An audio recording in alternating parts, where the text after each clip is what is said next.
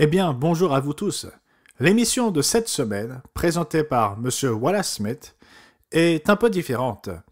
Elle s'intitule « Réponse à vos questions bibliques ». Il aborde donc plusieurs questions afin d'y apporter des réponses. Ce sera très intéressant de voir les réactions et quel genre de réponses nous aurons, parce que c'est une approche différente de tout ce que nous avons fait auparavant. La semaine précédente, soit la semaine dernière, la très bonne émission de M. Richard Ames, Qu'est-il arrivé au christianisme du Christ, proposait la brochure intitulée La restauration du christianisme originel. Et quand tous les rapports arriveront, nous savons qu'il y aura plus de 4000 réponses à cette émission, un taux très élevé.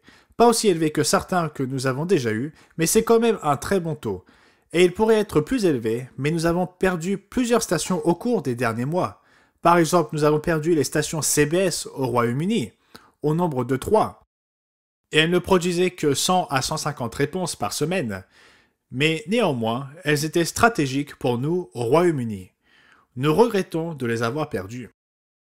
Nous avons également perdu Newsmax, qui était l'une de nos stations les plus productives, il y a un mois environ, je dirais. Nous l'avons perdue il y a un peu moins d'un mois. Mais cela a eu un effet sur le taux global de réponses. Et la chaîne Cowboy, qui était une station plus modeste pour nous, mais qui néanmoins produisait un nombre modéré de réponses, nous l'avons également perdue. À présent, nous allons diffuser sur cette même chaîne Cowboy au Canada dans une semaine à partir de ce dimanche. Et nous avons hâte de voir le nombre de réponses que nous aurons sur cette chaîne chez nos voisins là-haut.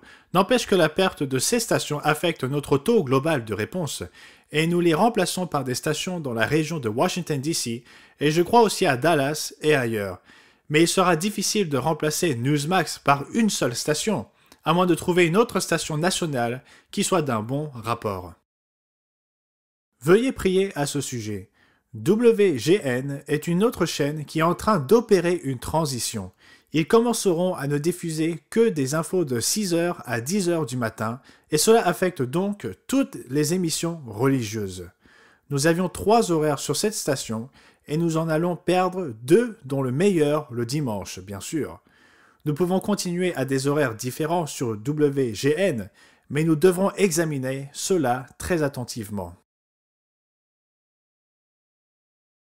Au Royaume-Uni, par exemple, grâce aux réseaux sociaux et à la publicité sur Internet, nous avons depuis décembre dernier une moyenne de 50 nouveaux abonnés au cours de Bible par jour ouvrable, soit environ 250 inscriptions par semaine, environ 1000 par mois que nous ajoutons au cours de Bible. Ce sont des nouveaux inscrits, des nouvelles personnes qui entament le cours de Bible pour la toute première fois. Cela fut donc très encourageant tout au long des mois de décembre et janvier. Le mois de février est un peu en perte de vitesse, mais cela pourrait reprendre plus tard dans le mois. Néanmoins, le cours de Bible au Royaume-Uni s'annonce fort bien.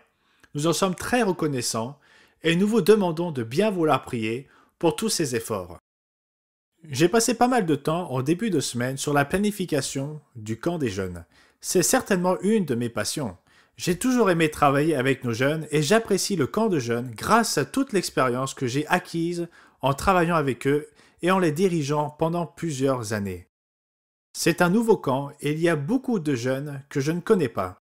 Et donc nous devons passer pas mal de temps à travailler sur ce projet. Nous avons déjà environ 250 candidats pour le camp des jeunes. Et reste à savoir si nous pouvons accepter tout le personnel. Mais nous avons un certain nombre de très bons candidats. Nous en avons environ 25 d'entre eux que nous appelons jeunes travailleurs et qui ont entre 16 et 18 ans. Ils y travailleront aussi bien que ceux qui sont un peu plus âgés. Ils sont encore très jeunes, mais un tout petit peu plus âgés. Mais c'est important pour nous malgré le fait que nous puissions être très enthousiastes à propos des camps des jeunes, et c'est certainement mon cas. C'est une de mes passions et j'ai passé beaucoup de temps à travailler sur les camps des jeunes au fil des années. Néanmoins, il est important pour nous de garder à l'esprit que cela constitue une partie de paître le troupeau, mais c'en est qu'une petite partie. La partie importante consistant à paître le troupeau implique tous nos membres dans le monde entier tout au long de l'année et pas seulement quelques semaines en été. Il est important pour nous de garder à l'esprit la mission principale de prêcher la bonne nouvelle du royaume de Dieu à ce monde, de donner le message d'avertissement d'Ézéchiel est de paître le troupeau en général, et d'amener les gens au baptême, comme il est écrit, de baptiser les gens, de porter le message au monde, comme c'est écrit dans Matthieu 28, et de baptiser les gens.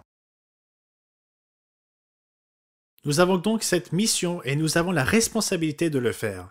Nous continuons donc à aller de l'avant avec ces autres actions, sans nous éclipser du programme pour les jeunes. Mais nous avons une vue d'ensemble de ce que Dieu nous a appelés à faire. Nous voyons un monde qui s'effondre tout autour de nous et chaque jour, nous voyons de plus en plus de problèmes qui surgissent dans ce monde. C'est pourquoi nous allons de l'avant avec les conférences du monde de demain à titre d'exemple. Et je sais que certains ont peut-être pensé que c'est un peu trop tôt, mais nous ne pouvons pas mettre un frein à l'œuvre de Dieu. Nous ne savons pas combien de temps cette pandémie va durer, mais nous devons continuer à aller de l'avant. Ainsi, dimanche dernier, M. Richard Ames était à Waynesburg, en Virginie, pour donner une conférence en personne qui était en même temps transmise en ligne et 32 participants, des abonnés, sont venus assister en personne pour venir écouter M. Richard Ames. Et il les a invités à se repentir. Ce fut un appel très fort et vous savez, il n'est plus tout jeune et reste aussi vulnérable à cette pandémie que tout le monde. Mais il reste actif dans l'œuvre de Dieu et je pense que c'est très important. Il est donc à la manœuvre et j'espère que certaines de ces 32 personnes comprendront ce message et y répondront, qu'elles seront en fait baptisées et qu'elles nous aideront à accomplir l'œuvre de Dieu dans le monde entier. Je présenterai une conférence en ligne pour Philadelphie en Pennsylvanie. Elle se tiendra dans cette région, mais cette fois-ci, elle sera uniquement en ligne. J'ai fait une conférence en personne au début d'année ici en Caroline du Nord, à Fayetteville. Celle de Philadelphie sera exclusivement en ligne.